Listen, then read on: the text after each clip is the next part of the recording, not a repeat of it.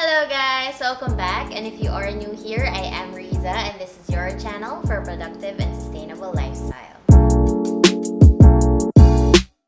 So if you're into zero waste productivity and skincare, make sure to subscribe and hit that notification bell so you'll know when a new video is up. Mahal, di ko afford, pang mayaman.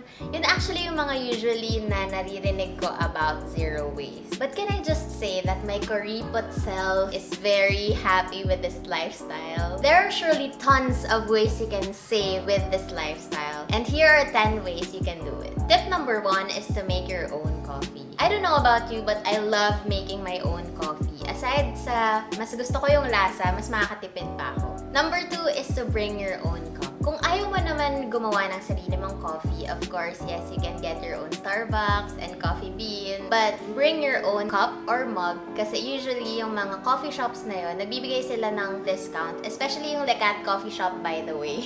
If you bring your own tumbler or your mug, you get 5 pesos off. Number 3 is to switch to a reusable pad or a menstrual cup for your monthly visitors. Tip number 4 is to buy second-hand clothes.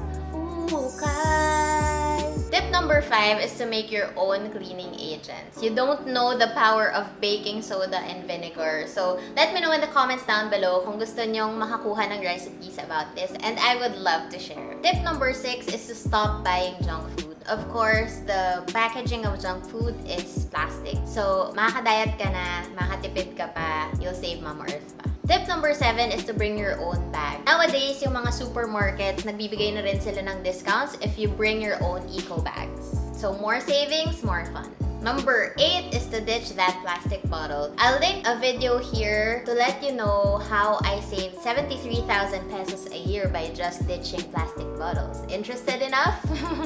Click on the link down below. Tip number 9 is to grow your own food. So if you're blessed enough with a garden or kahit pot lang yan, it's actually better if you grow your own food. Tip number 10 is to know and understand that if you consume less, you create less waste, you save time, and you save money. So there you have it. I hope you learned a thing or two. Don't forget to like, comment, and subscribe, and I'll see you on the next one. Bye!